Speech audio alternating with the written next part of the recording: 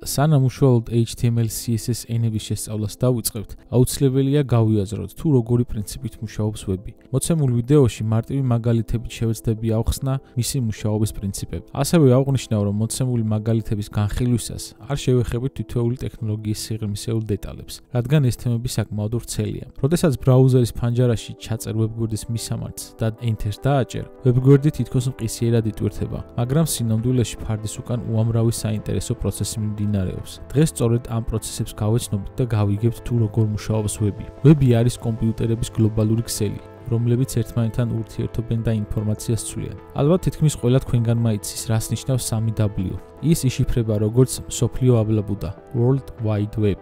შეგვიძლია ვები გიგანტურ ბიბლიოთეკასაც შევადაროთ, სადაც ვებგვერდები წიგნებს წარმოადგენენ. როდესაც ბრაუზერში ვწერთ საიტის მისამართს, ჩვენ ვთხოვთ ამ ბიბლიოთეკას კონკრეტული წიგნის მოტანას.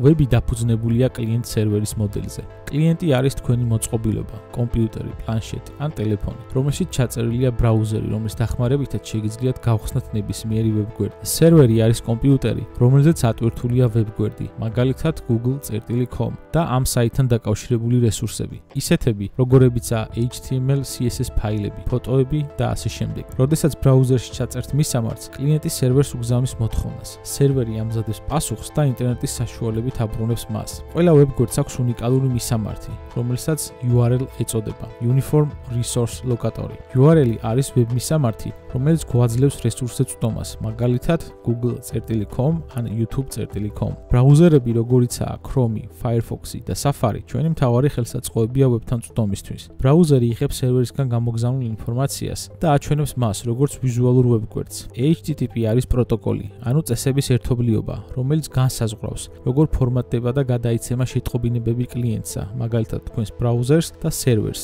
საიტის მიმღებ კომპიუტერს შორის. როდესაც ბრაუზერში ჩაწერთ საიტის მისამართს, მაგალითად google.com, ბრაუზერი აგზავნის HTTP მოთხოვნას DNS სერვერზე. მარტივად რომ ავხსნათ, DNS-ი გადათარგმნის ბრაუზერის ველში ჩაწერილ ინფორმაციას, მაგალითად google.com-ს იმ IP მისამართად, რომელიც ეკუთვნის google.com-ის სერვერს. DNS სერვერი და ზოგადად დომეინები მოგონილია მხოლოდ იმიტომ, რომ საიტის გასახსნელად არ დაგვემახსოვრებინა იმ სერვერების IP მისამართები, რომლებზეც უშუალოდ ვებსაიტებია ატვირთული. მას შემდეგ, რაც სერვერი მიიღებს თქვენს მოთხოვნას, ის დაამუშავებს ამ მოთხოვნას და დააბრუნებს საიტის რესურსებს კლიენტთან, რომლებიც საჭიროა ვებსაიტის ჩასატვირთად, მაგალითად HTML, CSS და JavaScript ფაილებს. ბრაუზერი იღებს სერვერისგან გამოგზავნილ კოდს, HTML, CSS, JavaScript და ჩვენთვის დამახასიათებელ ვიზუალურ ფორმატში აჩვენებს მას. ეს არის ის, რასაც ხედავთ ვებგვერდის სახით. მოცემული მაგალითებით შევეცადე მარტივად ამეხსნა ვების მუშაობის ძირითადი პრინციპები. ახლა კი შეგვიძლია შემდეგ გაკვეთილზე გადავიდეთ.